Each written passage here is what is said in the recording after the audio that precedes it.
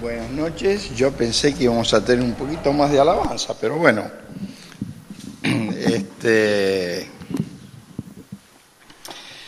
Lo primero que quiero decirles es que no estamos en el domingo para un sermón. Tampoco estamos el sábado para un sermón, sino que pensemos que estamos en una clase del seminario. Esta va a ser la mecánica. Y hasta donde podamos llegar, vamos a llegar. Yo tengo planificado poder llegar a un lugar. Esperemos que eso se pueda concretar. Y voy a ir lo más despacio y sencillo posible. Por eso le digo, no piensen que estamos acá en la prédica del domingo o que vino un hermano el día sábado, sino vamos a hacerlo más ameno, como si estuviéramos en una clase de seminario. ¿Por qué? Porque como bien han dicho en la lectura, el libro de Apocalipsis es un libro maravilloso, es el único libro profético del Nuevo Testamento. Sin embargo, por ser el último libro de la Biblia, es una síntesis de toda la Biblia. Apocalipsis hace referencia al Génesis, Apocalipsis hace referencia a Ezequiel, a Zacarías, a Daniel, a Isaías, a Jeremías, hace referencia a Mateo, a Lucas, a Marcos, a los escritos del apóstol Pablo, a los escritos del apóstol Pedro. Por lo tanto, es un libro donde vamos a intentar respetar lo que es la idea de hoy, quedarnos en Apocalipsis. Pero el libro de Apocalipsis, que significa revelación, tiene que ver con toda la Biblia. O sea, en el capítulo 1 es la presentación de la revelación de Jesucristo. El capítulo 2 y el capítulo 3 es el mensaje del Señor Jesucristo a las iglesias. Del capítulo 4 al 22 es la revelación del Señor Jesucristo de los acontecimientos a los cuales la iglesia no va a pasar.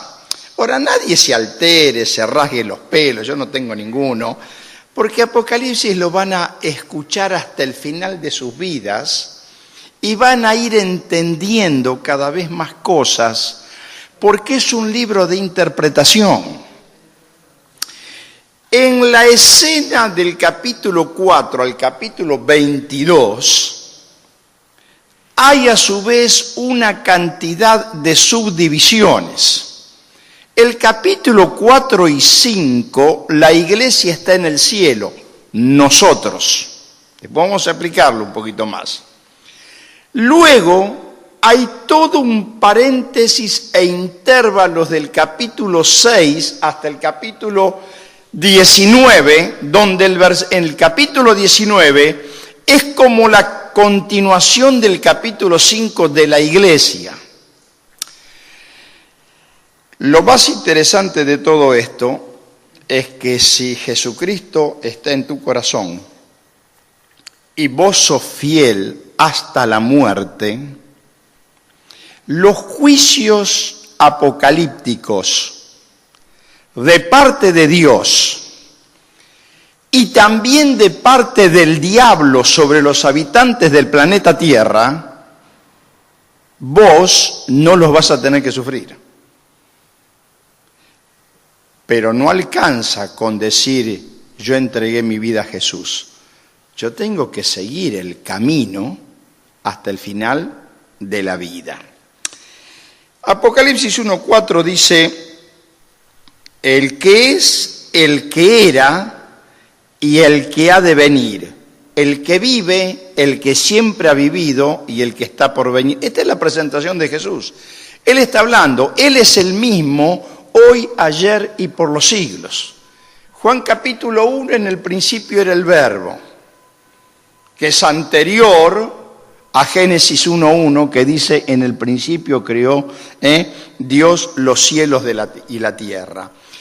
Pero la tesis de Apocalipsis está en el versículo 19, 1:19.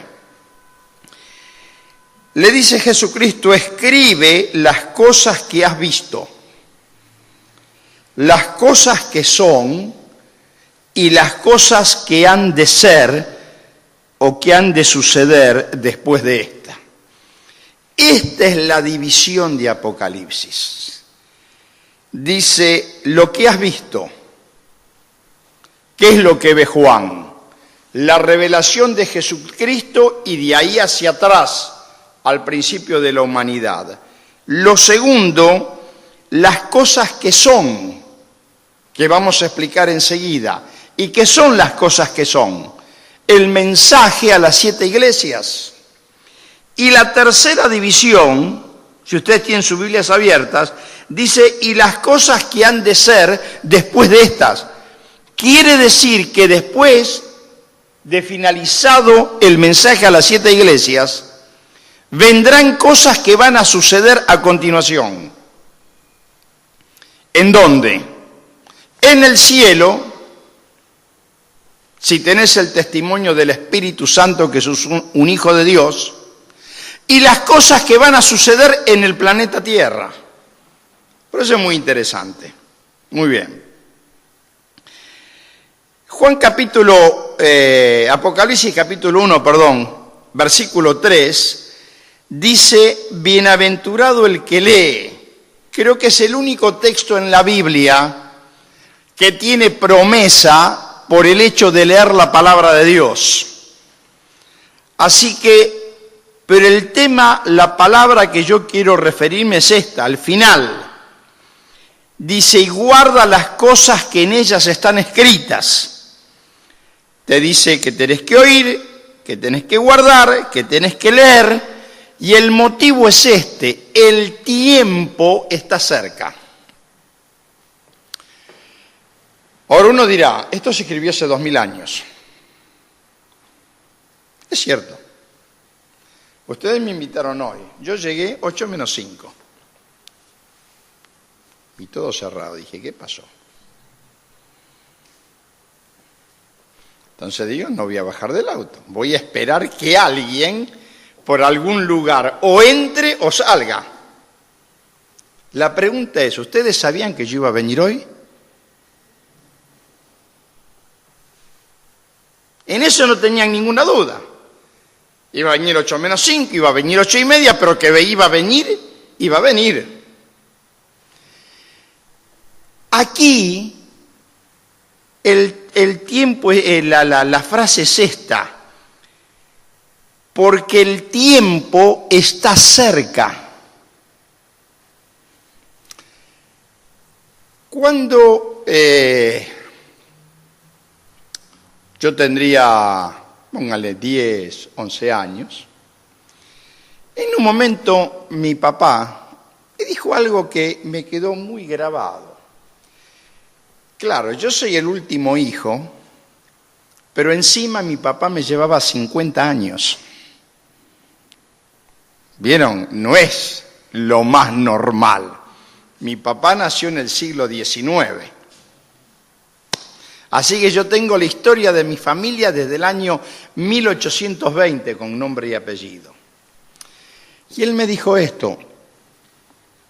Muchos armenios se burlaban cuando nosotros decíamos, falta cumplirse una promesa, que el Estado de Israel sea una nación independiente. porque el Estado de Israel perdió su independencia a finales del año 200. Tuvo un muy breve periodo con Judas, la familia de los Macabeos, que fue una nación independiente, después por el Imperio Romano pierde la independencia, y el pueblo de Israel jamás fue una nación independiente. Y el viejo decía, el pueblo de Dios tiene que ser una nación independiente, porque donde esté edificada la mezquita de la roca, en un futuro que nosotros vamos a estar con el Señor, se tendrá que edificar el templo de Jerusalén, que esto lo vamos a ver. Ahora, yo estoy tirando cosas, no se hagan problema. Con que ustedes entiendan el 5%, a mí también me pasó, o se creen que yo nací grande. Esto es así. Yo no me perdía ningún estudio cuando se hablaba de la segunda venida. Y después, durante años, tuve que enseñar en el seminario Daniel y Apocalipsis. Pero se va entendiendo. Entonces, él decía, cuando en el año 1948 las Naciones Unidas decretaron que esta lonjita de tierra, donde hay tanto conflicto, es el Estado de Israel, mi papá decía, mira hijo, la profecía que faltaba cumplirse se cumplió. Ahora, mi papá en el año 78 se murió y se fue al cielo. De ahí en más, el camino está libre para que el Señor venga. Esto, lejos de ser un temor, es una palabra de estímulo. Nadie tiene que tener temor porque la Biblia dice que el tiempo está cerca. Claro que el tiempo está cerca, el tema es que cuando el Señor venga, no va a venir con bombos y platillos. Él va a venir a llevar a su iglesia y el mundo seguirá andando. Nadie se sienta mal de ninguna manera. Pero digamos que venga ahora y puede ser. El templo queda abierto, los mates quedan ahí, los autos quedan estacionados, las luces quedan prendidas, y si todos los que estamos acá tenemos el testimonio del Espíritu Santo en nuestro interior, que somos hijos de Dios, en el templo no queda nadie. Ahora mañana si vendrá alguno, eso no lo sabemos, pero esto va a suceder. En el capítulo 1, Jesucristo y la Trinidad se revelan. Fíjense en el número 4, 5 y 6. Y después voy a explicar esto de los 7 espíritus. El 5 de Jesucristo, testigo fiel, el primogénito de los muertos, el soberano de los reyes, al que nos amó. Y el 6, y nos hizo reyes y sacerdotes para Dios y su Padre. La Trinidad revela la verdad del Apocalipsis. El Hijo, el Padre, y cuando ustedes leen acá este simbolismo de los 7 espíritus que están delante de su trono, referencia de esto ustedes van a encontrar en otros libros de la Biblia, especialmente en Ezequiel. Ezequiel es uno de los libros menos leídos.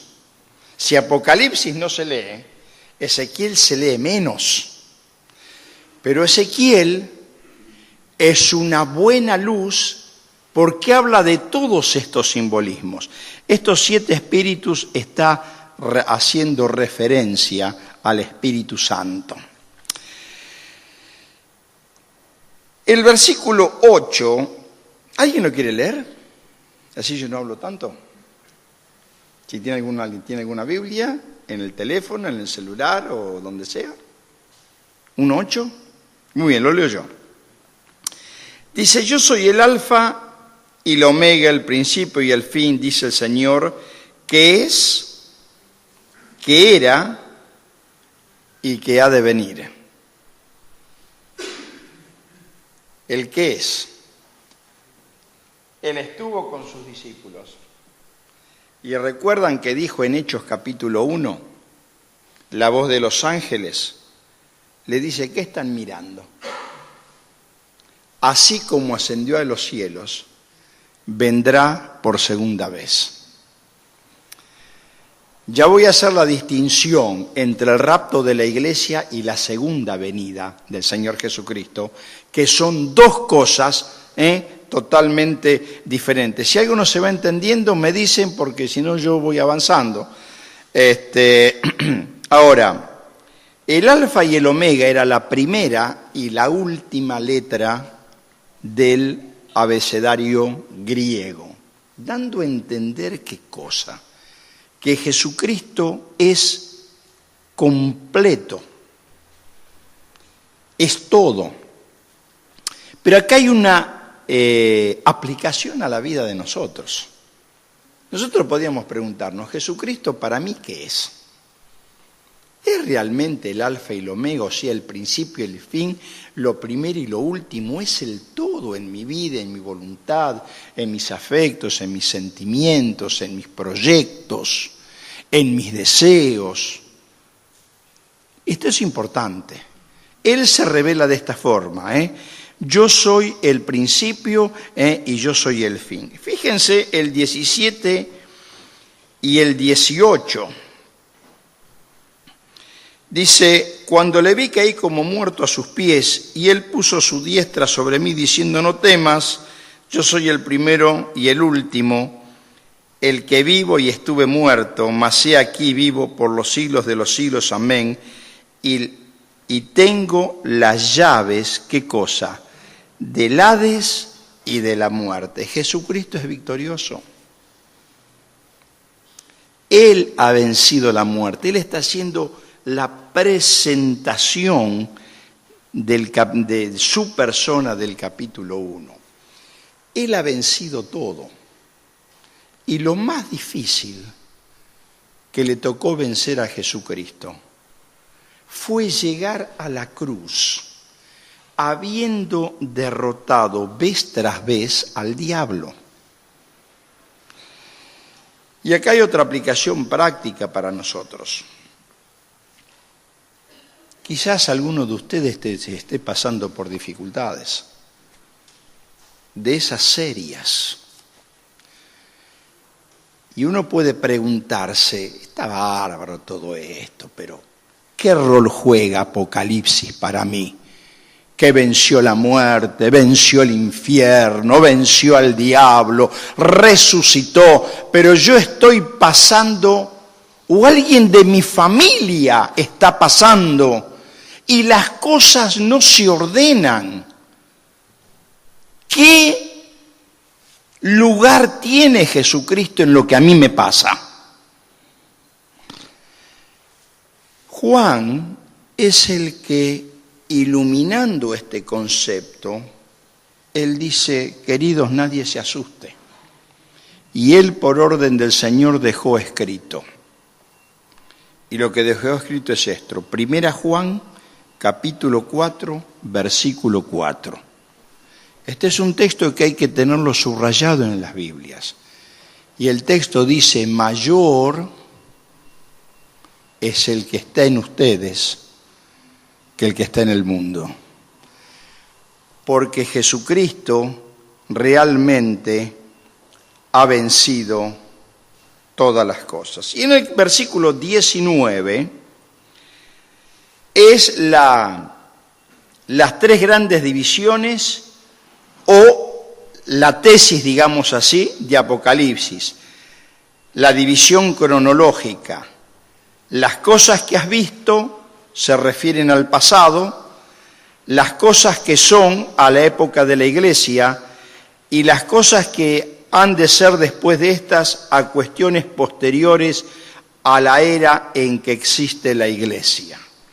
Por lo tanto, resumiendo el capítulo 1 para entrar a las iglesias, por lo menos si podés fijar en tu mente este pensamiento. Apocalipsis está diciendo, hay una situación que tiene que ver con el capítulo 2 y 3, que son el mensaje de las iglesias que ya entramos. Pero a partir del capítulo 4, aunque esté con vida, yo voy a ser este cuerpo transformado en un cuerpo incorruptible y voy a estar con el Señor. Y aunque no entiendas muchas cosas de lo que va a pasar en el planeta Tierra, sabe esto. Capítulo 1, versículo 19, las cosas que han de hacer después de esta, lo que va a suceder de Apocalipsis, especialmente del 6 al 19, que son los juicios sobre el planeta Tierra, los creyentes fieles en Cristo Jesús no van a estar. En el versículo 20 hay algo que quisiera explicarlo rápidamente. Dice, el misterio de las 7 estrellas que has visto en mi diestra y de los 7 candeleros de oro. Las 7 estrellas son los ángeles de las 7 iglesias y los 7 candeleros que has visto son las 7 iglesias. Sí. Los 7 ángeles son los ángeles de la iglesia, supuestamente. ¿Cuál es el ángel de la iglesia de Saavedra?, pregunto yo. ¿O cuál es el ángel de la iglesia armenia de Valentín Alsina? Cuando está hablando de ángeles, está hablando de los que ministran y dirigen las iglesias locales. A ellos es enviado ese mensaje. Y ellos son responsables de llevar adelante el mensaje que viene de Jesucristo. Ahora déjeme ampliarle una cosa más y entramos a la primera iglesia. Uno podrá decir, bueno, entonces yo estoy salvado, porque todo lo que va a decir las iglesias está dirigido al responsable, al pastor o a quien sea. Entonces uno agarra y dice, bueno, yo no soy ni pastor ni ninguna cosa, así que estoy libre. No es así.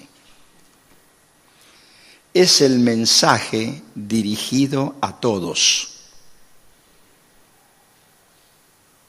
Para que se entienda. Acá está este hermoso grupo.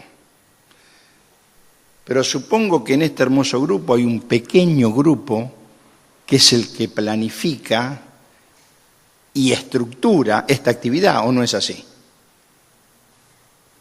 Esto funciona en todas las iglesias, si no, sería, qué sé yo, no sé, algo imposible de realizar. Entonces, cuando dice los 7 ángeles de las 7 iglesias, se está refiriendo a personas que están en la iglesia y a personas que estando en la iglesia están sirviendo al Señor y a personas que están en la iglesia con el testimonio del Señor Jesucristo. Aquí terminamos la presentación del capítulo 1 y entramos a lo que es el capítulo 2 y el capítulo 3. Se nos fueron 20 minutos de ese reloj de la iglesia. ¿Alguna pregunta? Muy bien. Cuando vamos a analizar el mensaje a las 7 iglesias, cómo el libro de Apocalipsis es un libro de interpretación, el mensaje a las 7 iglesias tiene 2 partes. Una es la parte histórica. Estas 7 regiones existen en Turquía.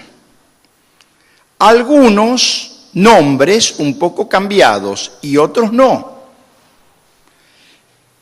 Por lo tanto, estas 7 iglesias geográficamente existieron.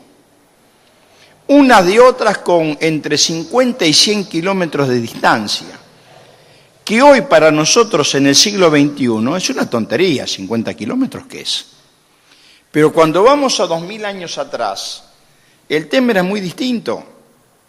Si acá estaba Éfeso y tenía un par de cuadras, terminaba eso, era la nada, 3 días de camino hasta que llegabas al otro pueblo de Esmirna. Un par de cuadras, terminaba, no hay nada, y 2 o 3 días de camino hasta llegar al otro pueblo. A veces nos pasa cuando uno va con el auto con la ruta, no es así, y hay algunas rutas que vos de pronto haces 100, 200, 300 kilómetros y parece mentira, no hay una estación de servicio, estamos en el siglo XXI. Entonces, imagínense 2000 años atrás. Estas 7 iglesias geográficamente existieron. Geográficamente tenían congregaciones, geográficamente eran reconocidas, tenían sus dirigentes, tenían sus problemas y tenían sus virtudes. Todas existieron en el primer siglo. Pero también la otra interpretación es esta. Las referencias de estas 7 iglesias también tienen que ver con la historia de la humanidad, de la resurrección de Cristo hasta hoy, 16 de mayo del 2015. Y si alguna vez estudian esto en el año próximo, van a decir hasta el 2016. Pero la tercera interpretación de estas 7 iglesias es que tienen vigencia hoy simultáneamente en todas las iglesias, porque son los mensajes de Jesucristo para que nosotros nos miremos para adentro, porque el tiempo está cerca. Con esta introducción, entonces, vamos a la primera iglesia, que es la de Éfeso. Esta es la iglesia apostólica y posapostólica. ¿Por qué lo llamamos así? Porque es la iglesia que fueron fundada por los apóstoles, y la referencia se ubica por el tipo de enseñanza entre la resurrección de Cristo y el año 100 de la era cristiana. Se cree que el apóstol Juan escribió el Apocalipsis 96 para conformar a los que dicen 2 años más y 2 años menos. ¿Cuál era la característica de la iglesia de Éfeso, fundada por el apóstol Pablo, y también se cree que pastoreada por el apóstol Juan? Su historia está en Hechos capítulo 20. Ahí había una diosa, o el templo de la diosa Diana o Artemisa. Quiero decirles que hoy nosotros, o ustedes, no tienen las dificultades que tenían los creyentes de ese tiempo. Hoy la gente puede venir a la iglesia o no puede venir, pero todo sigue igual. Pero en ese tiempo el paganismo era muy fuerte. De pronto surge una línea que dice hay que adorar a un Dios que es espíritu, que no hay que hacer ningún templo ni ninguna cosa. Entonces, esta iglesia, enclavada en Éfeso, tenía la gran presión que el pueblo adoraba a esta diosa Diana, y que en resumidas cuentas era y llegó a ser una de las maravillas del mundo. ¿Qué dice capítulo 2, versículo 1?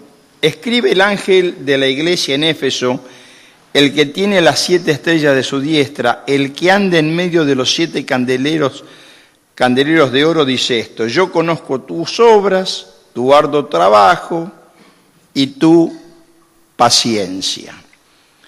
Qué bueno es reconocer que el Señor está acá y Él conoce las necesidades, las emociones, los pensamientos y los proyectos que tenemos. El Señor de la iglesia, que es Jesucristo, no es ajeno a nuestras necesidades. Sin embargo, acá dice: yo conozco tus obras, tu arduo trabajo y tu paciencia, y que no puedes soportar a los malos, y has probado a los que dicen ser apóstoles y no lo son, y los has llamado mentirosos. Lo has hallado mentirosos. Qué interesante es la mirada del Señor Jesucristo. Es como si Dios estuviera mirándonos a nosotros y nos dijera: está bárbaro el trabajo que ustedes hacen, la paciencia, cómo se oponen a la conducta pecaminosa, cómo examinan si lo que se les está enseñando es lo correcto. Y aún dice una cosa más en quinto lugar: están sufriendo sin renegar de la fe. Es una gran felicitación. Ahora, todas las iglesias del Señor tendrían que tener este testimonio. El tema es que los fundadores de la iglesia de Éfeso habían muerto. Y viene la segunda generación. Esto pasa en las iglesias, pasa en el comercio, pasa en las industrias, pasa en la empresa, pasa en todos los lados.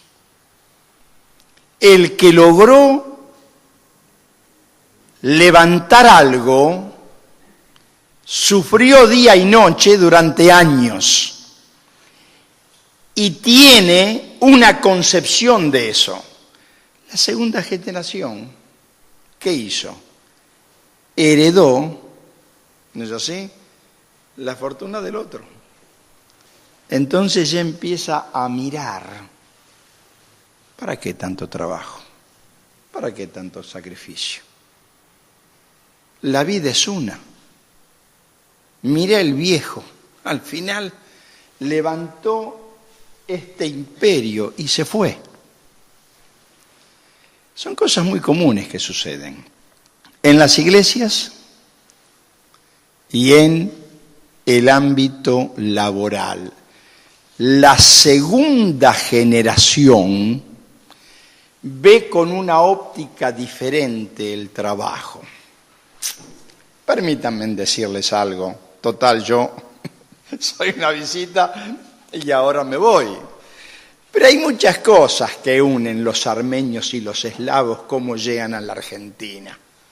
No llegan para hacerse la América, ¿me entienden?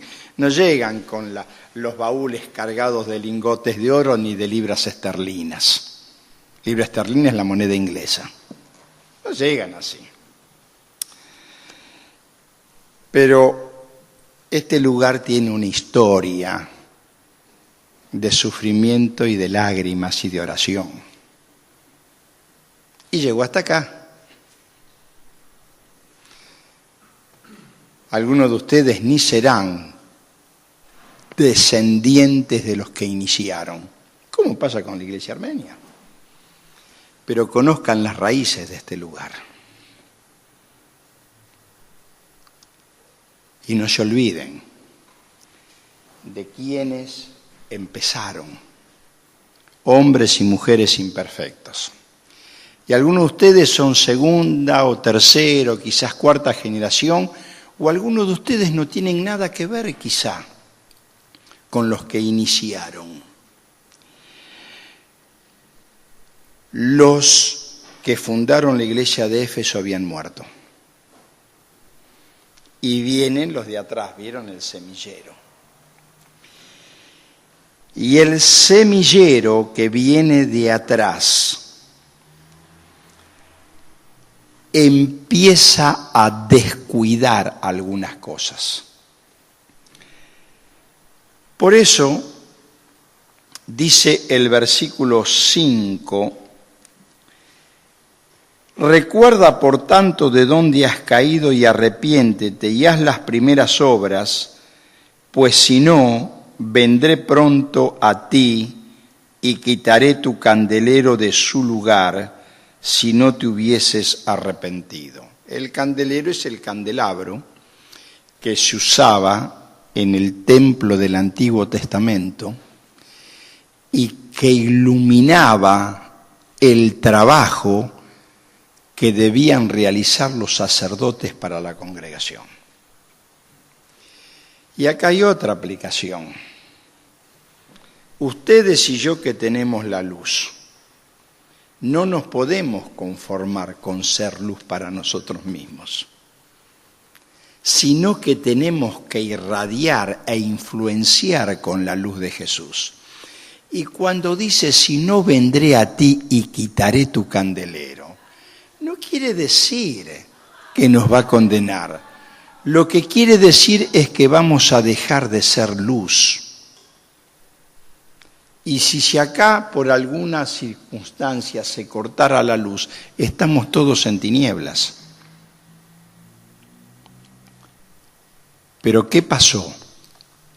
Alguien va al interruptor principal del templo y lo baja, y estamos todos en oscuridad. Jesús le dice a la segunda generación de la iglesia de Éfeso, cuiden porque están en el camino de dejar de ser luz. Era un mensaje para la iglesia de Éfeso, es un mensaje para nosotros. El final de esto es algo interesante para ir avanzando.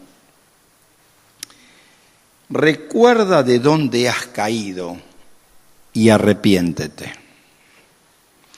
Miren, chicos, ¿hay algo en sus vidas que no funciona?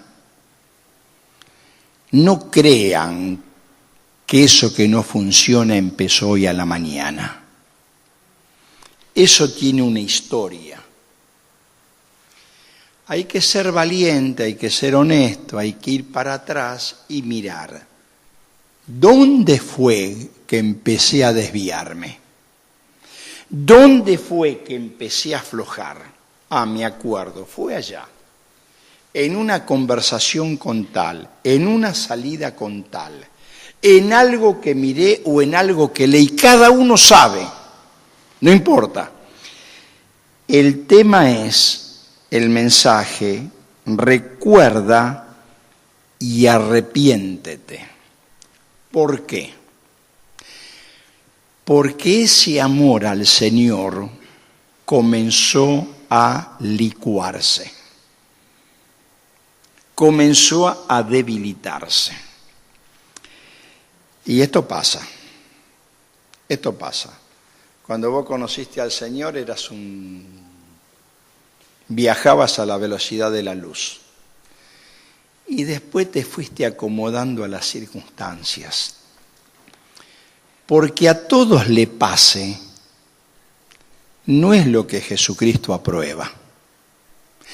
Y la conclusión de Éfeso es esta: elogios, mucho trabajo, mucho servicio y mucha paciencia. Felicitaciones, dice el Señor. Hay algo que corregir. Lo que hay que corregir es esto: dejaron el primer amor. Hay algo que hacer, recordar dónde dejaste el primer amor y arrepentirte. La segunda iglesia es Esmirna. Y esta ciudad de Esmirna, bueno, quedaba a unos 40, 50 kilómetros de Éfeso, y Esmirna, la congregación de ese lugar, tenía dos problemas grandísimos con el que luchar permanentemente. Primero, tenía una población importante de judíos que se oponían al cristianismo tremendamente. Y por el otro lado, tenían una población leal a Roma, donde ellos decían, el emperador es el Señor y es el único digno de adoración. ¿Cómo se puede vivir en una sociedad de esta forma? Primero, que tus pares te ataquen. Segundo, que los autóctonos del lugar rechacen tu conducta y tu fe y te persigan. ¿Cómo se puede vivir? Fíjense el versículo 9. Yo conozco tus obras, tu tribulación, tu pobreza, pero tú eres rico. Y la blasfemia de los que dicen ser judíos y no lo son, sino sinagogas de Satanás. No temas en nada lo que vas a padecer. El diablo echará a algunos de vosotros en la cárcel para que seáis probados y tendréis tribulación por 10 días. Uno dice, tribulación por 10 días, es una pavada, 10 días cualquiera se la aguanta. Pero está haciendo referencia a los 10 emperadores romanos, continuadores de Nerón. Por lo tanto, esta iglesia, esta situación de padecimiento y de sufrimiento, fueron hasta el año 325 que surge Constantino. Y acá hay una reflexión para nosotros. Y a veces nos puede llegar a tocar sufrir. Pero tenemos que anhelar a un premio. Vean el versículo 10. La parte final. Sé fiel hasta la muerte, y ¿cómo concluye? Y yo te daré la corona de la vida. Es acá en Esmirna donde se acuña la corona de laureles. Como en muchas competencias de Fórmula 1 y demás, ¿vieron? Se lo pone. Está bien, el tipo se lo pone, bárbaro. ¿Para qué querés una corona de laureles? Después te molesta, hasta te puede pinchar y todo. Laureles no sirve. Pero el Señor de la iglesia le está diciendo a esta gente que le tocaba tanto sufrir. Dice, sé fiel hasta la muerte. Tenés una corona de vida. Hoy vamos a ver, por ahí dentro de media hora, y voy a tratar de terminar, qué vamos a hacer con las coronas. Porque vamos a recibir coronas. Otros no van a recibir nada. Ahora, si vos tenés posibilidad de recibir coronas, ¿por qué? Discúlpeme la expresión, ¿por qué vas a ser tan tonto de decir, no, ya no quiero coronas? ¿A quién se le ocurre eso? Si alguien viene y dice, mira, acá tenés la llave, hoy venía de afuera y paré ahí 200, 300 kilómetros a Garnafta y pararon con un auto 3 tipos, con un Mercedes que era impresionante. Entonces agarré, voy a mirar la patente, porque ni sé el modelo, ni número. Bueno, era la patente, pero de ahora, por ahí de hace un mes atrás. Nuevito. Yo dije, qué bárbaro. Si alguien te regala un auto de esos y aparece otro con un Renault 12, por ahí eso no es un Renault 12, pero a ver, un autito sencillo. ¿Y quién va a decir, no, mira, yo soy humilde, tengo que venir a la iglesia, a la reunión de jóvenes, ¿cómo voy a venir con este auto? No, agarramos lo mejor. Hay coronas. Ahora, fíjense el versículo 11. Y terminamos. El que tiene oídos, oiga lo que el Espíritu dice a la iglesia. El que venciere no sufrirá daño. ¿En dónde? En la segunda muerte. Ahora, pero ¿cómo es el tema? Nos morimos una vez, nos morimos 2 veces, nos morimos 3 veces. ¿Cuántas veces nos morimos? La verdad es que todos morimos una vez y resucitamos. Pero el creyente va a resucitar para estar en la eternidad junto a su Dios. Y el que no fue fiel hasta el final también va a resucitar. Y esto no es una amenaza de Dios, es el amor de Dios que advierte, también van a resucitar, pero para la separación eterna de Dios. Por lo tanto, lo que vale la pena es ser fiel con esta iglesia. Final de Esmirna. ¿Cuál es el elogio? ¿Cómo Dios elogia la tribulación y la pobreza? Sí, Dios le elogia. Porque dice, estás atribulado, estás perseguido, sos pobre, pero sos rica. Pero atención, qué extraordinario que Jesús pudiera decir esto de mí.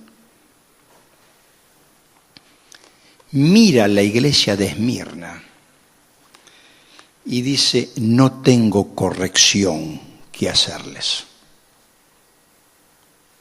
¿No? Acá.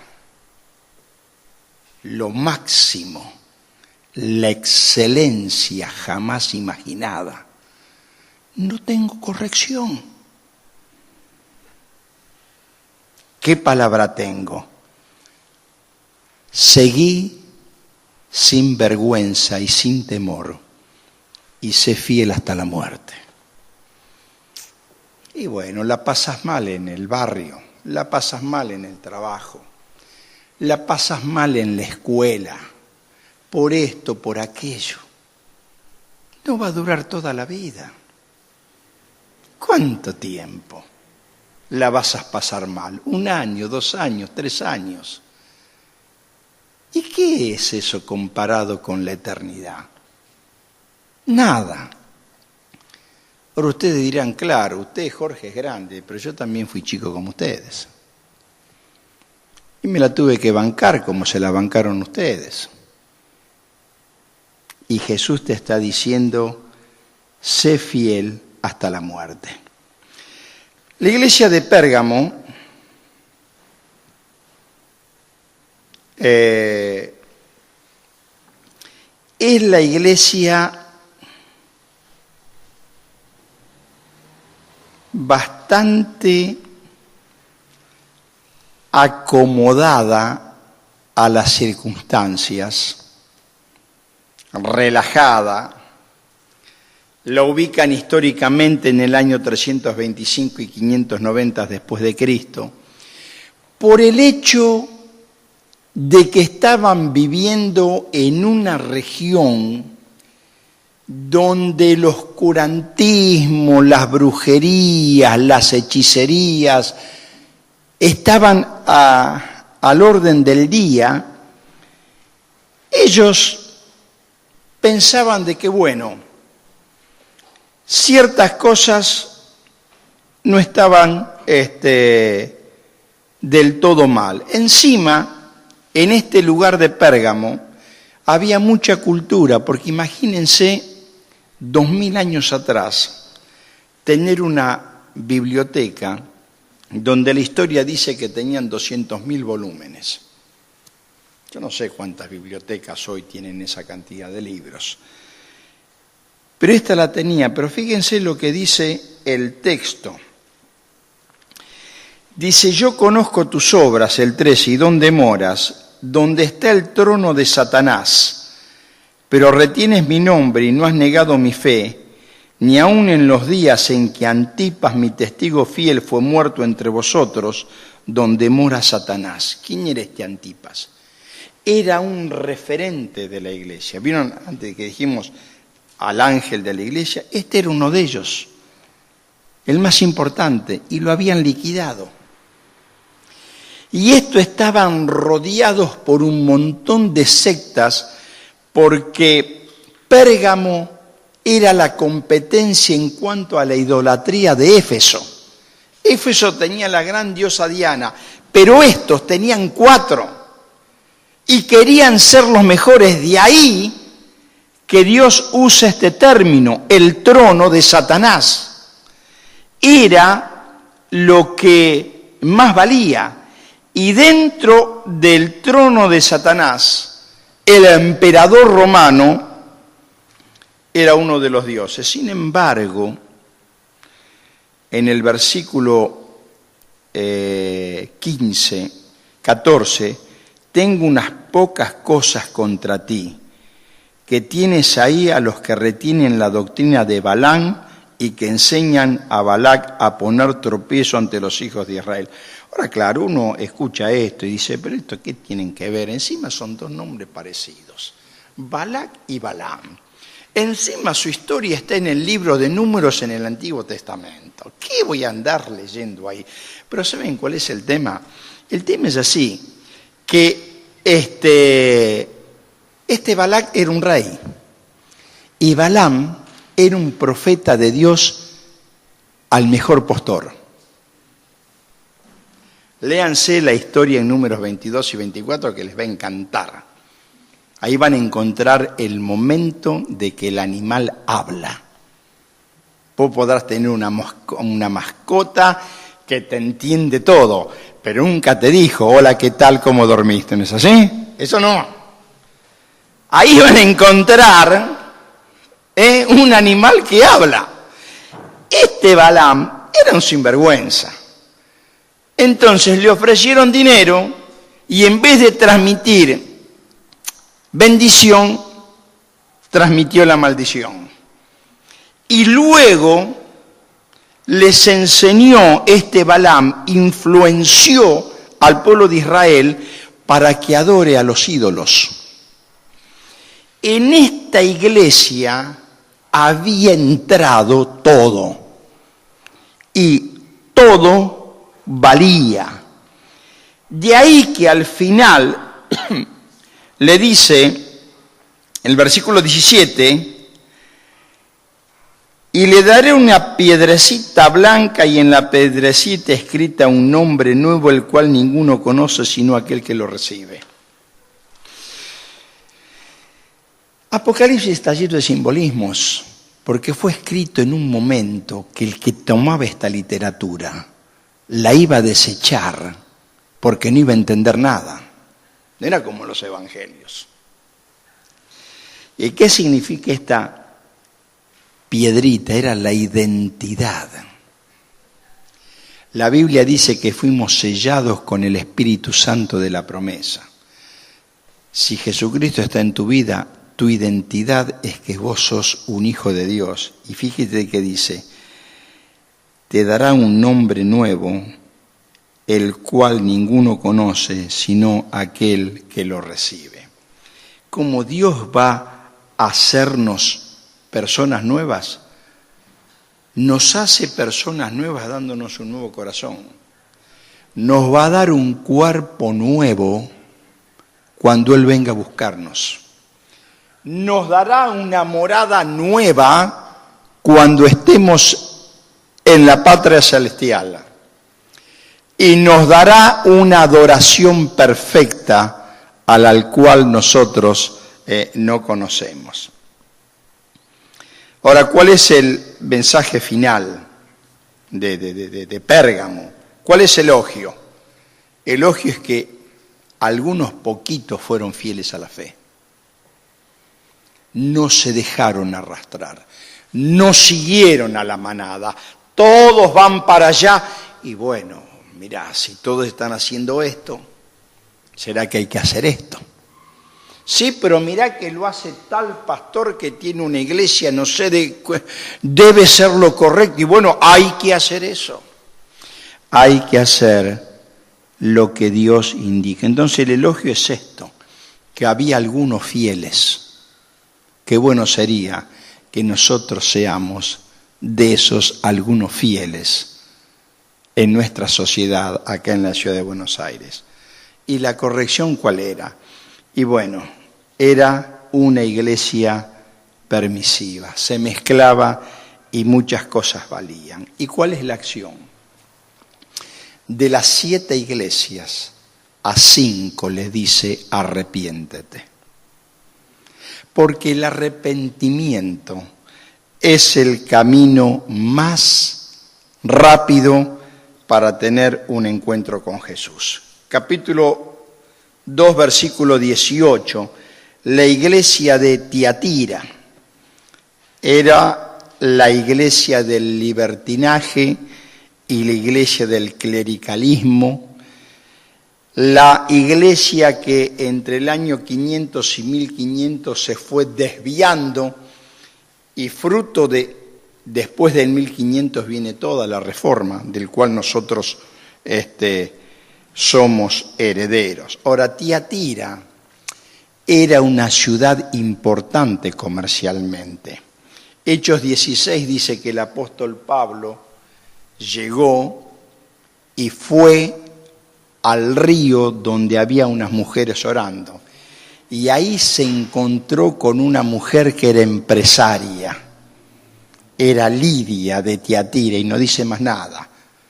¿Y quién era esta Lidia de Tiatira? Era una mujer, una empresaria que comerciaba las mejores telas de Oriente y el centro donde llegaban las mercaderías de Oriente era ahí Tiatira. Por lo tanto, no era una ciudad así nomás. Vean el 19, yo conozco tus obras y el amor, fe y servicio y tu paciencia y tus obras postreras son más que las primeras. Es un testimonio bárbaro. Es un testimonio maravilloso. Hay una felicitación del Señor Jesucristo. ¿Por qué? Por la obra, por el amor, por la fe, por el servicio, por la paciencia. Y le está diciendo, tienen una proyección que cada vez hacen mejor las cosas. Pero después del 19 que viene, el 20. Tengo unas pocas cosas contra ti que toleras a esa mujer Jezabel que se dice profetiza, enseña y seduzca a mis siervos a fornicar y a comer cosas sacrificadas a los ídolos. No es que esta mujer se llamaba Jezabel, pónganle en cualquier nombre. El tema es que dentro de la iglesia, en los corrillos de esa comunidad, comenzó a entrar que la inmoralidad sexual no es tanto inmoralidad y no es tanta conducta pecaminosa y no es tanto eso de guardarse en santidad hasta la vida matrimonial, no es tan así. Y dentro de la iglesia esta línea comenzó a avanzar y comenzó a cubrir y llegar a muchos en la iglesia. Tenían cosas buenas, pero simultáneamente habían entrado estas cosas. Las relaciones sexuales fuera del matrimonio siempre hieren a alguien. Este es el mensaje para la iglesia de Tiatira. Las relaciones fuera del matrimonio hieren a Dios, a otros, a nosotros mismos, a las familias, a las iglesias. No debemos participar de la inmoralidad sexual, aunque nuestra cultura, aquí en Buenos Aires, lo acepte. El nuevo Código Civil o lo dice claramente o lo da a entender. La infidelidad no es causa de divorcio. El matrimonio es legal de diferentes maneras. Por lo tanto, en la ciudad que nos toca vivir, es como si fuera Tiatira. En vez de tenerlo en la iglesia, lo tenemos legislado. Y al tenerlo legislado, comienza a meterse en la sociedad, en la familia y en la vida de la iglesia. Este es el mensaje de Tiatira. Fíjense en el versículo 28.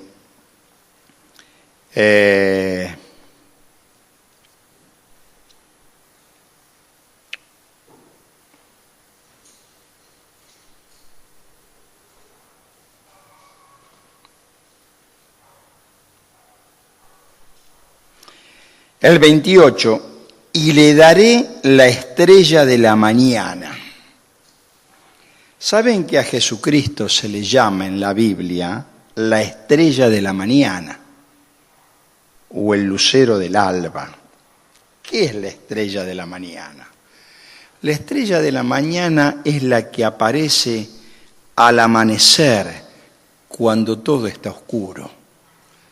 Y es una referencia. Cuando uno está en el campo, porque acá hay muchas luces, se levanta bien temprano, a veces uno dice, uy, ¿qué será? ¿Un ovni?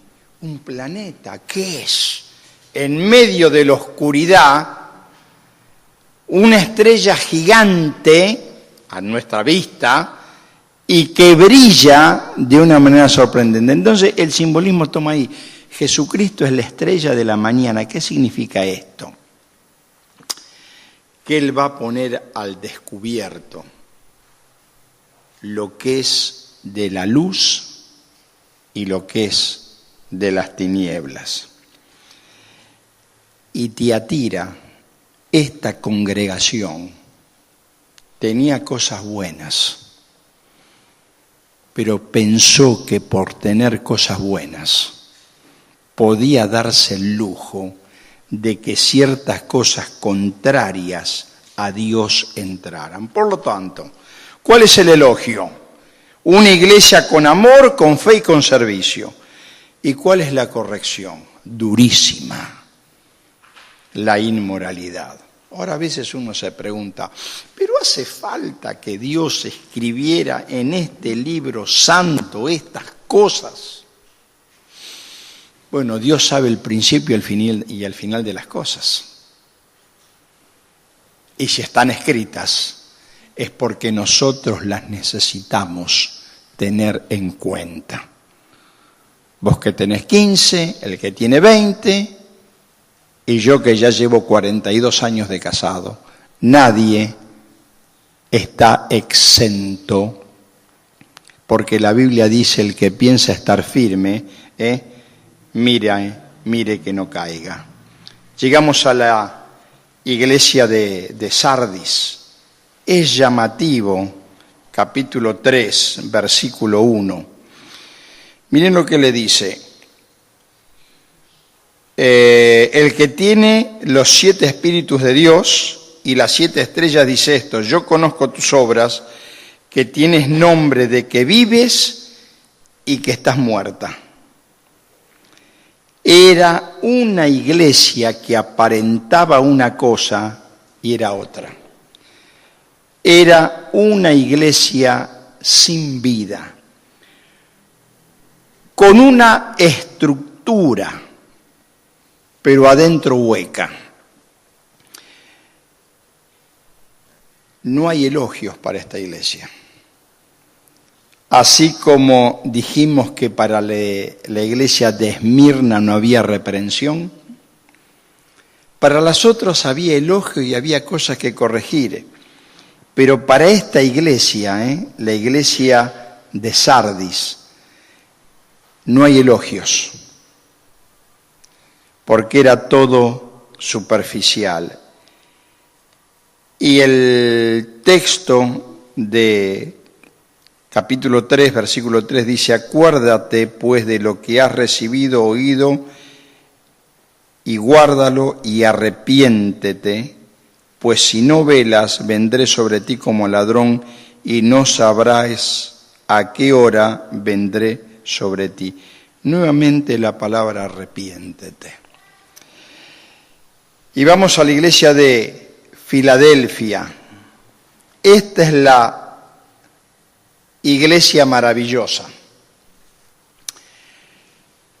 porque es una iglesia donde dice el versículo 8, 3:8, yo conozco tus obras y he aquí he puesto delante de ti una puerta abierta la cual nadie puede cerrar. La puerta de las misiones, la puerta del evangelismo, la puerta del servicio. Y esta iglesia de Filadelfia entró por esa puerta e históricamente se lo ubica a partir del año 1750 después de Cristo, donde comienzan las misiones a todo Oriente y a toda África. Lo que se hizo en ese tiempo, hoy con todos los medios de comunicación no se puede hacer. En ese tiempo,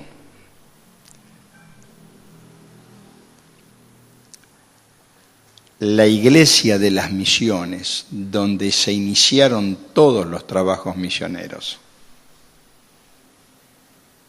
seguramente habrían sido hombres y mujeres con la primera generación de ese amor, donde se iban a la India, se iban a la China, se iban a un montón de lugares difíciles de llegar, e iban para dejar la vida y regresaban, y algunos fueron enterrados en esos mismos lugares. Es la iglesia de las misiones.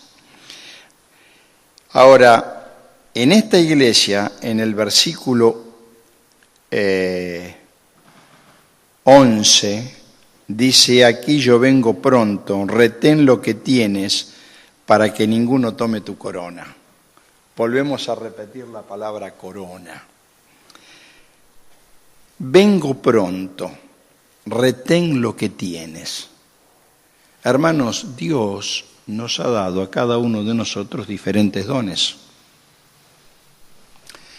Los dones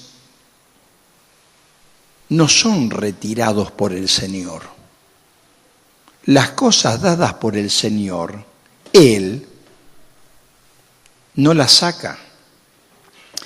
Por tanto, lo que Dios te dio, si no lo usás, se atrofia. Si lo usás mal, ofendés el nombre de Dios. De ahí que el consejo es retén lo que tienes para que ninguno tome tu corona. El apóstol Pablo va a decir, no sea que siendo yo el ganador, a último momento pierda la competencia. Se elogia a esta iglesia de Filadelfia por obedecer. El versículo 8 que hemos leído, pero miren el versículo 9. He aquí yo entrego de la sinagoga de Satanás. ¿Quiénes son los de la sinagoga de Satanás? Para que los enmarquemos en una sola frase. Todo ese marco organizado opuesto a la obra del Señor. Dice, a los que se dicen ser judíos y no lo son, sino que mienten, he aquí, yo haré que vengan y se postren a tus pies. Y este es otro versículo para que ustedes lo tengan marcado en sus Biblias. Y reconozcan que yo te he amado. Nunca es la gloria para la persona. Se postrarán a tus pies porque van a reconocer que sos amado del Todopoderoso. La óptica no es en la persona, sino es en Dios. Pero Dios, para que respalde tu vida, nos pide que seamos fieles. Por lo tanto, en esta iglesia de Filadelfia, espectacular, elogios, una iglesia fiel, en medio de tantas presiones, corrección ninguna. Es llamativo, ¿no? Corrección ninguna. ¿Qué tenían que hacer? Retener y mejorar cada vez más lo que tienen. Dios te dio algo, Ponelo al servicio de Dios, porque en la medida que lo pones al servicio de Dios, lo vas a mejorar cada vez más. Final, y muy rápido porque quiero terminar pronto, la iglesia de la Odisea es, creo que, la iglesia más conocida porque muchas veces se predica, ¿no es así? No eres tibio ni caliente, por lo tanto te vomitaré de mi boca. Yo creo que el Apocalipsis, la iglesia de la Odisea, es la más conocida. Pero atrás, o en la parte histórica, la Odisea, que también era una región, tenía digamos así, un laboratorio, era especialista en colirio para los ojos. Y en la Odisea había un gran problema del agua, no había agua. Entonces ellos habían hecho un conducto, un canal, que desde las aguas termales llegaba agua hasta la ciudad de la Odisea. El tema era que el trayecto no era lo suficientemente largo para que el agua se enfriara. Y entonces llegaba tibia. Y tomar agua tibia es un asco.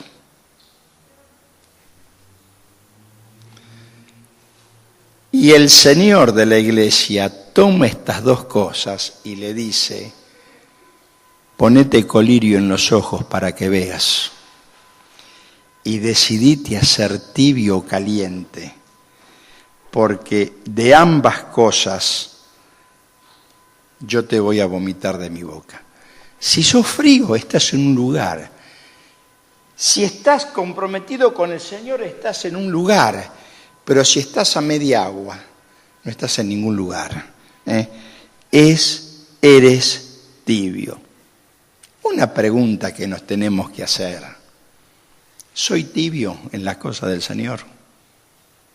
No sirve. Ser tibio no sirve ni para Dios, ni para la iglesia, ni para el estudio, ni para el trabajo, ni para la amistad. No sirve para nada ser tibio. Porque uno tibio, a ver, ¿cómo lo identificas? ¿Sabés si viene o no viene? Nunca sabés. Es escurridizo, es como una gelatina. Nadie quiere un tibio. Queremos la decisión. Por eso qué lindo es la pregunta, es hacerse: ¿estoy mi vida de comunión con el Señor cómo es? El final del versículo 3:20 dice: yo estoy a la puerta y llamo, si alguien oye mi voz, entraré a él y cenaré con él. Por lo tanto, ¿cuál es el elogio a la iglesia de la Odisea? Ninguno. Hay elogio. ¿Cómo vas a elogiar a alguien que no sabes qué color es o de qué lado está?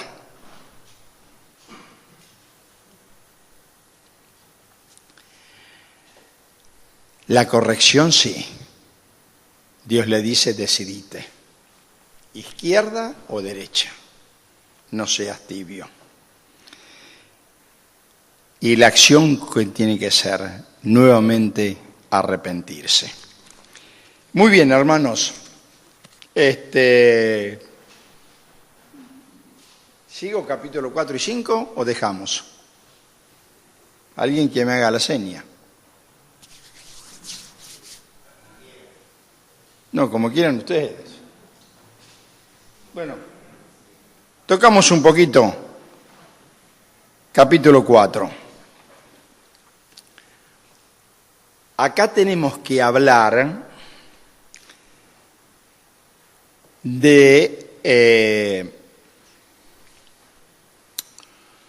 la enseñanza que tienen ustedes y es la enseñanza que tengo yo. Esto fue lo primero que pregunté cuando me pidieron que hable este tema. Nosotros creemos por la luz bíblica en la palabra rapto de la iglesia o el arrebatamiento de la iglesia.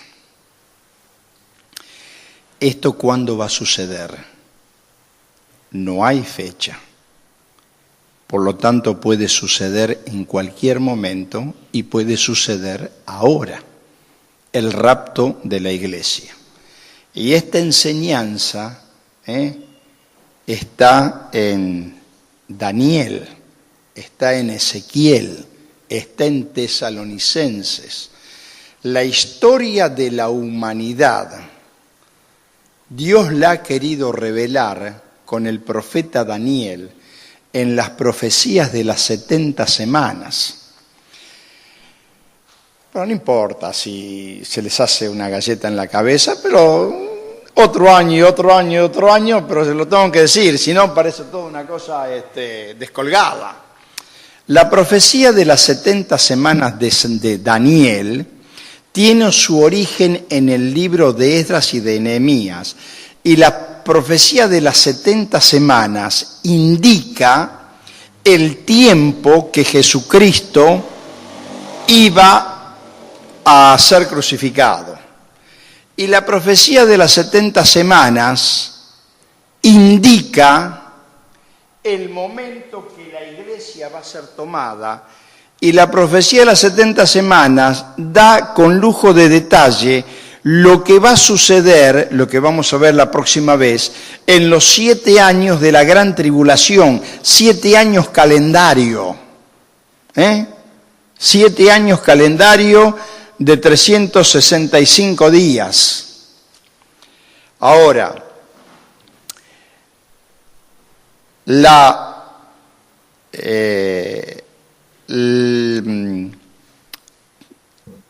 ustedes que están en esta iglesia, como yo, por la evidencia bíblica y por las profecías, creemos en la pretribulación. O sea, la iglesia es tomada para encontrarse con Jesucristo en el cielo.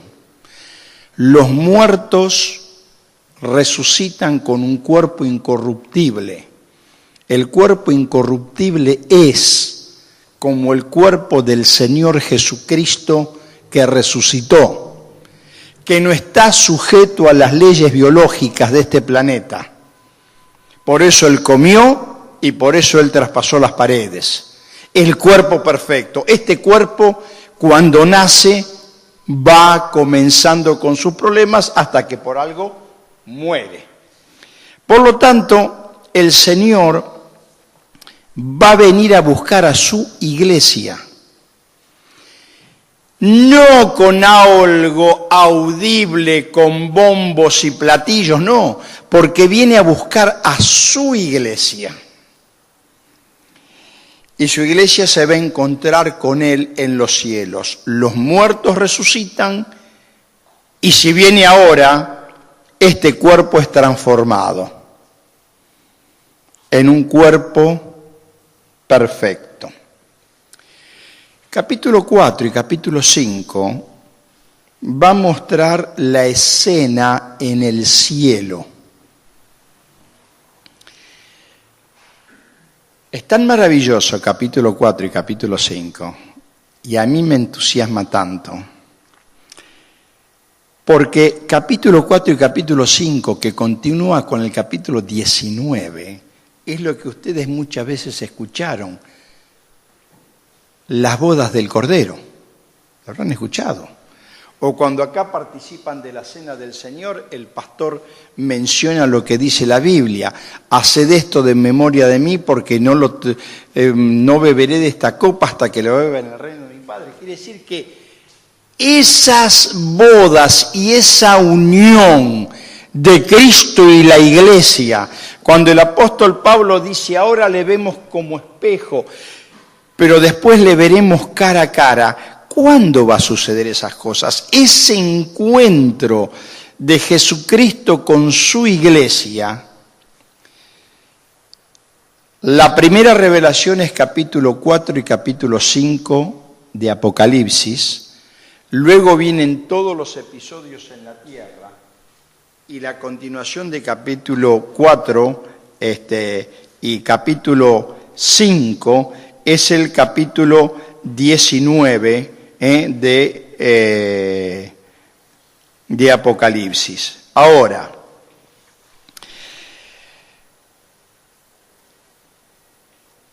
¿quiénes son capítulo 4, versículo 4. Dice, alrededor del trono había 24 tronos, y vi sentado en los tronos a 24 ancianos vestidos de ropas blancas, con coronas de oro en sus cabezas, y del trono salían relámpagos y se leen. Uno diría, pero qué manera de revelar, qué manera de escribir. Los tronos, los ancianos, que uno se tiene que romper la cabeza. Por eso la Biblia dice, el que lee entiende. Estas son cosas profundas que vienen acompañadas de toda el relato bíblico. Por lo tanto, los 24 ancianos representan a las 12 tribus de Israel y representan a los 12 apóstoles. Unidos los dos, estamos diciendo, hombres y mujeres de la historia de la humanidad, salvados y redimidos por la obra del Señor Jesucristo. Nunca se olviden que el primer texto evangelístico no es Juan 3:16, sino que Génesis 3:15.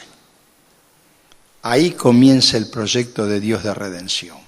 Y los 24 ancianos están representando a todos los redimidos por la sangre del Señor Jesucristo. Dice que estos adoraban. Tengan en cuenta como un dato que los que adoramos somos nosotros, los humanos, débiles humanos.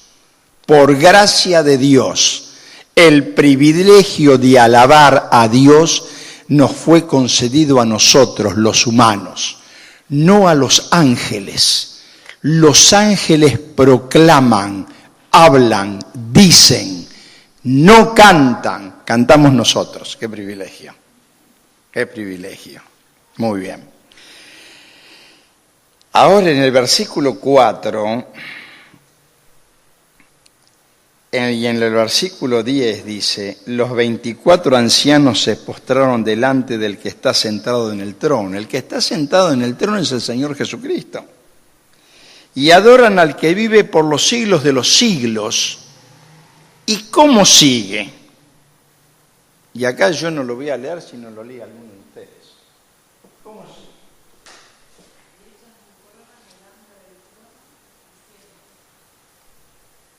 ¿Dónde sacaron las coronas? ¿Se acuerdan en alguna de las iglesias? Se fila hasta la muerte y te daré la corona de la vida. Y en estas coronas son los premios que vas a recibir de la mano del Señor Jesucristo por tu fidelidad al Señor. No porque fuiste un buen pastor.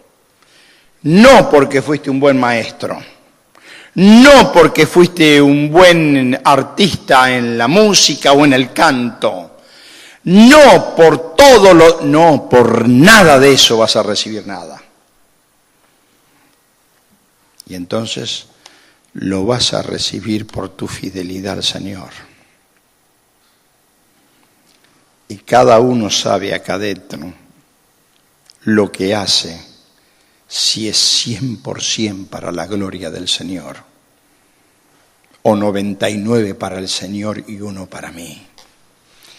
Cuando 99 es para el Señor y 1 para vos, dice 1 Corintios capítulo 3, que vas a estar ahí en el cielo, en este capítulo 4 y 5, y en el capítulo 19, y vas a entrar y la mirada purificadora del Señor te va a ver. Y a algunos el Señor le dirá, acá están tus coronas.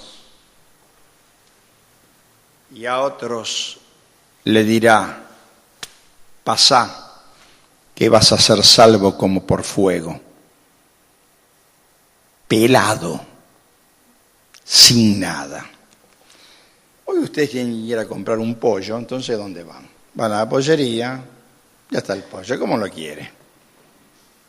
Con las menudencias, lo quiere, como quiere. Pero cuando yo era chico no era así. Mi mamá iba a la feria y se compraba la gallina y se la criaba. Porque ¿saben lo que era comerse una gallina? Se hacía 1 o 2 veces por año. ¿Quién tenía plata? Algunos sí, pero la mayoría no. Entonces, después llegó el momento, para fin de año, un cumpleaños, se mataba la gallina, se sacaba todas las plumas. Ahora ustedes van a comprar un pollo y está todo, ¿qué? Parece encerado como brilla, ¿no? Pero el pollo tiene plumas. Yo cuando era chiquito, una mis nietas le digo, ¿vos conocés la gallina? Y me miró así, bueno, el pollo que hace mamá. ¿Y cuántas patas tiene la gallina? Chiquita, 2 años, 2 años y medio, ¿qué sabía? Hoy está todo perfecto, pero el final era esto, el pollo ya está, para que no quede ningún cabito de las plumas, ¿vieron? En la piel. Una vez que ya la mamá lo metió en la olla, lo desplumó, todo un trabajo de loco, horas, después se prendía la hornalla y ese pollo se pasaba así y esos pequeños cabitos se quemaban y quedaba limpio. Pasado como por fuego. El pollo estaba a punto. Algunos creyentes, dice 1 Corintios 3, van a pasar como por fuego. ¿Y qué pasó con tu predicación? ¿Y qué pasó que vos fuiste pastor que yo cuántos años? ¿Y qué pasó que vos fuiste maestro de escuela dominical no sé qué, esto, aquello, lo otro? Queridos hermanos, Jesucristo quiere premiar con coronas conforme a vuestra fidelidad a Dios. Y entonces eso es emocionante. Te va a llamar. Y es Jesucristo en persona. Nosotros a veces leemos los relatos del Evangelio, ¿no? Que Jesús está caminando por la ciudad y vienen las mamás y le traen los chicos. Y entonces salen los discípulos y dicen, bueno, no, señora, por favor, no moleste, para allá. Y Jesús le dice, para un poco, dejen que los chicos vengan a mí. Así lo tenían a Jesús mano a mano, pero de pronto una mujer lo toca. ¿Quién me tocó? Pero Jesús, te están apretando como una sardina y está diciendo, esa relación, así mano a mano con Jesús que tenían los apóstoles, la vamos a tener nosotros. Y Jesús te va a decir, pasá rápido. Y va a llamar a otro y te va a decir, mirá, estas pilas de coronas te las entrego de mi mano, premio a tu fidelidad. ¿A quién no le gustaría? Yo todo lo que hago, lo hago con ese fin. Quiero servir a mi Señor con la mayor fidelidad posible, porque quiero recibir de Él muchos premios. Pero miren cómo termina. ¿Para qué quiero los premios? Dice, echan sus coronas delante del trono diciendo, Señor, digno eres de recibir toda la gloria y la honra. El Señor te va a entregar las coronas y vos las vas a tener en tus manos y arrodillar, la vas a poner a sus pies y vas a decir, sos el único digno de recibir toda la gloria y toda la honra. Otros dirán, eres digno de recibir toda la gloria y toda la honra. Pero ¿qué tengo para darte?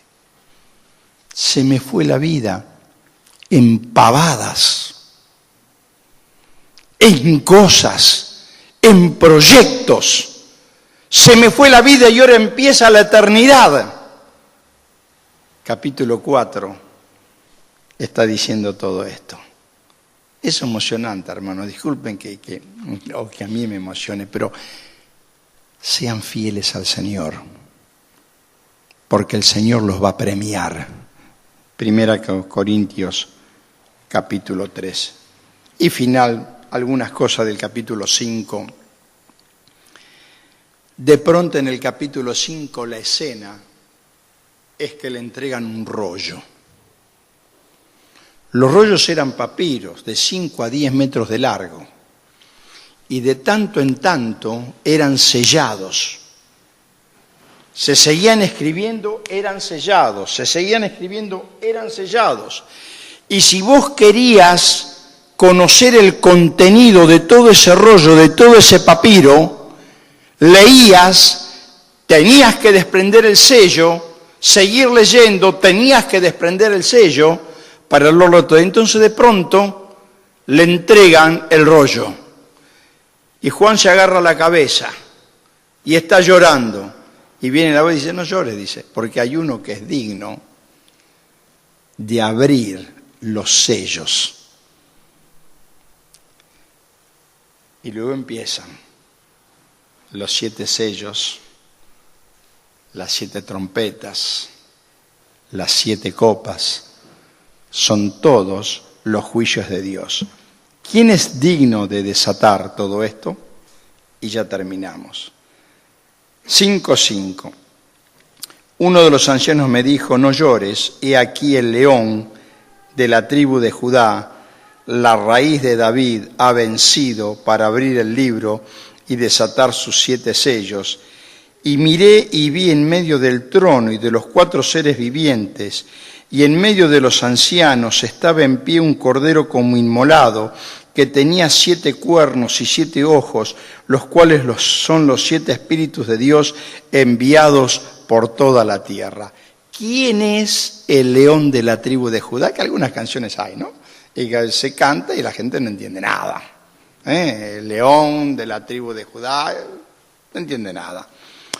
El león de la tribu de Judá lo que está indicando es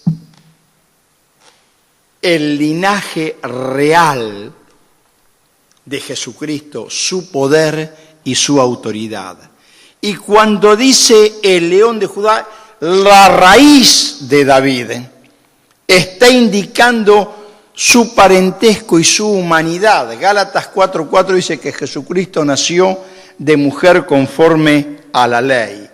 Y luego tiene 2 cosas que las va a mencionar Zacarías y la va a mencionar Ezequiel reiteradamente, los 7 cuernos y los 7 ojos. En la antigüedad el cuerno era símbolo del poder. Hoy puede tener otra connotación, es un tema aparte. Pero en ese tiempo se entendía perfectamente. Muy bien. Y los 7 ojos es el símbolo del conocimiento y la sabiduría de Dios. Estos, fíjense en el versículo 10,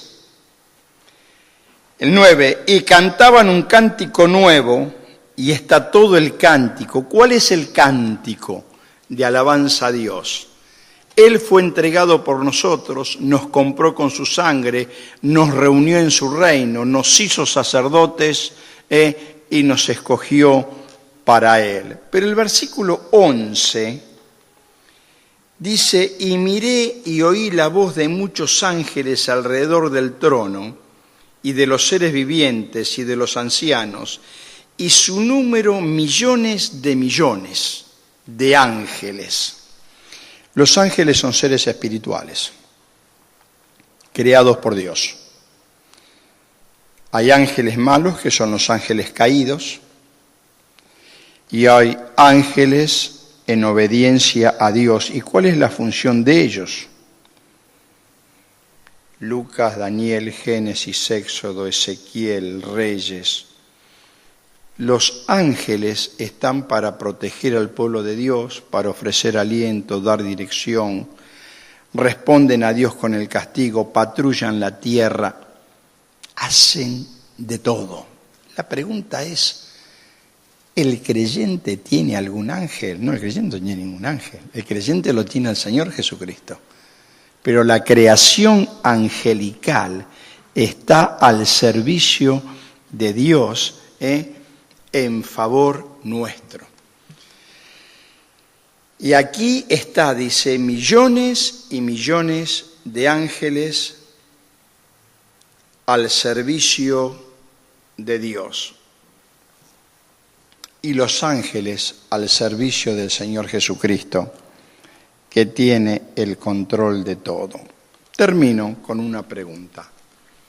En todo esto, datos y largo, se hizo 1 hora y media. Ustedes se piensan que ustedes solo se cansaron. Yo también me cansé. ¿Se imaginan que Apocalipsis se da en un seminario? Son 33 horas. Y es difícil achicar, pero aunque sea recuerden esto. ¿Estás seguro que tu fe está en Jesucristo, el Señor y Salvador? La síntesis final es esta, tenés que estar seguro. Porque el Señor va a venir a buscarnos. Y Él tiene coronas para darte, para que vos lo pongas a los pies. En la próxima que vamos a tener, creo que es el mes que viene, vamos a ver qué va a pasar con el planeta Tierra. ¿Qué pasaría mañana, a partir de mañana, si el Señor viene esta noche? Lo ha querido dejar revelado, pero nosotros no vamos a estar. Por eso, como alguien dijo, Apocalipsis es un gran mensaje de fe y esperanza. Pero repite vez tras vez, si hay algo que está mal en tu vida, arrepentite. Arrepentite y cambia de dirección. Que el Señor nos bendiga. Antes de hacer una oración, no sé si alguien tiene alguna pregunta que quiera hacer. No crean que yo sé todas las cosas porque aprendo todos los días, pero por ahí alguien tiene alguna pregunta, si puedo, la contesto. Bueno, muy bien, oramos. Querido Dios, Señor, gracias por esta noche y gracias por los jóvenes y por la paciencia y por la atención. Gracias por tu palabra, gracias por esta esperanza de que vos vos venís a buscarnos. Pero Señor, mientras estás viniendo, nos animas a mirar para adentro, a corregir, Señor, y a serte fieles, a ser personas que levantemos la luz en el lugar donde nos has puesto. Buen Dios, ahora que finalizamos, pedimos, Señor, que tu Espíritu Santo pueda haber fijado en nuestros corazones alguna verdad que cada uno necesita. Gracias, Señor, por esta noche, gracias por los jóvenes, gracias por esta iglesia, gracias por esta congregación que es luz en el lugar, que todos seamos luz para honrarte a ti y poder, Señor, tener un país mejor. En el nombre de Jesús, amén. Muchas gracias, hermanos.